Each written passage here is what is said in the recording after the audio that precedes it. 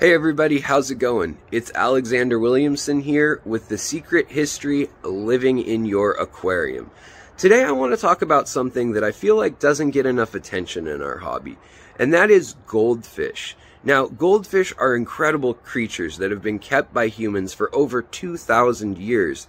However, in that 2,000 years, they've really changed. And in fact, in the last 50 years, a lot of the fancy varieties have really changed as well. And with that, their care has changed. So in this video, I want to start off by looking at some of those fancy goldfish while we talk about their care. But I want to talk about some of the major issues that a lot of people don't take into consideration when getting a goldfish. And the fact that goldfish are actually one of the more difficult fish to keep in the hobby compared to many others. So it's something to think about if you're thinking about getting your kids some goldfish or yourself some goldfish. So let's get into it while we look at some pictures and video of real goldfish. Alright everyone, it's clear why you might want a goldfish. They are adorable creatures, fascinating creatures to watch, and really interesting. Unfortunately, goldfish are also kind of deceptive because of the history of this fish. Now, historically, they're thought to be a very tough fish that can survive in pretty varied conditions, be that cold water, or dirty water, water full of algae and ponds and fountains and things like that, or even a simple fish bowl with plenty of water changes. However, that doesn't mean the fish is prospering and doing well. It's really deceptive in the fact that these fish are able to live 20 to 30 years if kept properly, yet in a 2017 study done by a pet group in the United States, the average lifespan was only 3.7 years for the average goldfish in America. And with over 500 million of these things sold in our country every year, just in the United States alone, it's kind of thought that these comets and common fish like you see here are able to withstand just about anything, or that they're a really good first fish because they can put up with a lot. But in fact, these fish that you would get at a big store that are inexpensive, look at their fins. They're clamped down. Their top dorsal fin isn't standing up proud, and oftentimes they have swim bladder issues and they're losing control of their balance, like the one in the back there. And even worse, as they're crammed in, even if they were bred in semi-clean conditions somewhere in Southeast Asia or whatnot, they often have problems from being, one, inbred, and two, from being shipped around the world, and three, they also get problems because they're in such dense numbers. Like here at a big box stores display, you can see they're just crammed in there, and disease is rife, parasites are rife, and all of those are stressful on a fish and may lead to your fish dying, let alone these fish. They are a tough fish in these common style breeds, the comet or the common goldfish, or its cousin, the koi. All of those, they will cannibalize their fellow fish. If it fits in their mouth, they will eat it. They're scavengers. They eat plants, they eat fish, insects, algae, you name it. And because they could do these things, and because of their history in our hobby, they got a reputation for being one of the earliest and most common fish that people could keep, period. Before that, they couldn't keep fish very well, and so any fish that could be kept was seen as, a good fish, which early on, like in the 1650s, when goldfish first arrived in Europe, they were one of the only fish that could survive the journey, and it was those tough types that did. Even though they had 2,000 years of being bred, and koi probably even longer being bred in Asia, the fancy kinds like you see here, and this happens to be at Aquarium Co-op, which is my local pet store, or fish store rather, and I luck out with that because they have these fancy kinds and they look beautiful. But as I was saying, these fancy kinds, they didn't get traded early on in the history because there were no jet planes, there was no travel to get these things from the farmers and fish breeders to people's houses across the country, especially a country as big as the United States or Canada, and all the way across the world from where a lot of these fish were bred early on. So then they began to be bred in America, and kind of each place where they were brought, by the 1800s, they started breeding special varieties. Well, then time kind of goes on, and by the 20th century, technology allows us to start keeping more and more specialized fish, be it community tanks and planted tanks, little things like tetras and angelfish. And that wasn't even until, 1920s and 30s that with some money and a lot of passion, you could start keeping those kinds of fish.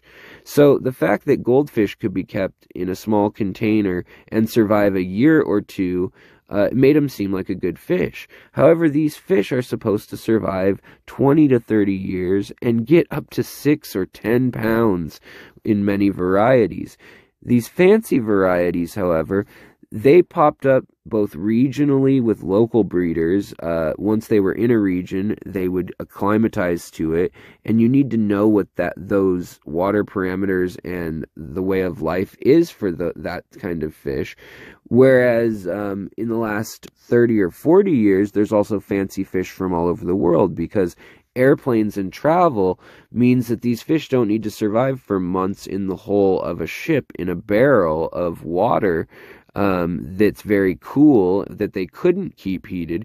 These fish can now be overnight shipped and survive the trip, even though they're much more delicate. So just because yesteryear's goldfish was very hardy doesn't mean today's goldfish is as hardy. And it's really important to know several key things before getting a goldfish. As a first fish, one, they're fairly aggressive. If it fits in their mouth, they will eat it. Now, that's true with a lot of fish, but the problem is that goldfish get pretty big. Beyond that, they also produce a lot of waste. And the fancy types of goldfish are going to have even more problems, but what I'm listing off here first are really the issues that are across the board common with goldfish. Now, they also need a good-sized tank. You probably want to start with at least 20 gallons per goldfish, even if they're young. But if you keep them in a small tank, they will not just simply stay small to fit their tank. Their body and organs will keep growing at the rate that a big fish would, as long as they're being fed. And then their fins and some of their other parts of their body, like their tail, become scrunched, and then their organs become scrunched if they don't have room once the tank closes in. So it's important to give them enough room for that, but also just for room so they can swim and grow properly. Now, the other issue is a lot of the fancier types aren't the common goldfish that you think of traditionally that survives in a bowl on flake food and so forth. A lot of these have been very specially taken care of in places around the world, places like Singapore or Taiwan and China. And even though there's 2,000 years of keeping these fish and their relatives, such as koi, these fancy fish are really something altogether different, like these ones that I was showing from Aquarium Co-op. I luck out, and they happen to also get them from great sources, but it's really important to know now, if you do decide to keep these fish, you need to know things like what temperature the water is. These fish are still goldfish. They can't withstand water over about 70 or 75 degrees for very long. And if you do decide to put them in a pond or something when they get really big, the thing is that they need aeration in those hot summer months. And it was marveled at that they could survive fish like this one here that look a little more common. Those could survive in ponds that would freeze. And the fact that they could survive in ponds and bowls before things like filtration and proper understanding of ammonia, nitrites, and the nitrite cycle and all that was common knowledge, meant that they were a great choice at one point if you don't care about how long they live or their welfare. But now that we know better, we realize that there are much better choices for fish out there. Goldfish also tend to be fairly nippy, yet they tend to need other goldfish in order to be active and to be healthy. Otherwise, they become sedentary and they're way more prone to infections and problems. Yet, when they're with too many goldfish, or if they're overcrowded, then you end up with fish that nip at each other, sometimes that fight over territory or that spar when doing mating type behaviors, and they can get infections and parasites and things spread to one another. And yet again, that's why it's so crucial to start with a good track record and know your breeder. If you can find a breeder near you, that will help a lot of these problems. But if you don't know a breeder near you or a store that can source from very reputable breeders, then you really should stay away from these fancy types like this adorable one here, even though you may want the ones with the googly eyes or the derpy little face and tiny tail, or, you know, big flowing fins. Those are all just things that cause problems. Oftentimes these are genetic mutations that are not ideal for the fish. In fact, oftentimes these are kind of malformations, and they lead to things like blindness and other health issues, compact organs and digestive issues. And also, speaking of digestive issues, you'll see your goldfish need to kind of eat rocks and allow themselves to kind of grind food, and they'll eat plants, and they'll eat algae, and they'll eat little insects, and they'll even eat smaller goldfish if they fit in their mouth. And that's because that's what these fish evolved to do. And to treat them properly, unlike a lot of aquarium fish that are carnivores and can just eat flakes, goldfish really shouldn't just eat flakes unless they're very specially formulated and high quality flakes. But even then, ideally you want to supplement their diet with good food that has plants and meats or insect larvae and the vitamins that they need. Beyond all that, they produce a lot of waste. So even though, they can grow to 5 to 10 pounds and a foot long, especially in these common varieties like these ones here, oftentimes it's easier to care for these ones than the fancy ones. But the problem is these cannot go into a community tank with all the tetras and catfish and plecos and things that you'd think of as tropical fish these days, because they are temperate fish. They evolved and were bred in conditions where usually it didn't freeze, but it didn't get over 75 degrees for more than a few months out of the year. And if it was that hot, they had a lot of aeration due to fountains or waterfalls or terraced rice fields. You can learn more about their history and how they can actually survive under the ice, at least the common forms of goldfish. Fancy goldfish will not survive that. And a lot of people assume that the fancy fish will have the abilities of the common goldfish, and they're really completely different creatures in the end. So beyond the filtration that's needed and the fact that they produce a lot of waste, and that they have small stomachs, especially in the fancy varieties, and so sometimes they'll eat rocks to help digest, or they'll eat small amounts many times a day, that requires things like an auto feeder or quite a bit of food or someone present. And when they have things, like I said, like these eyes that stick out or scales that stick out, they're much more prone to injury, infection, and problems, and they don't live as long. That's just pure and simple. They can still grow pretty large in 5 years of existing, 6 to 8, 9 inches and over a pound, and then you're going to need a tank that's something like 90 or 120 gallons if you're keeping 4 or 5 of those fish.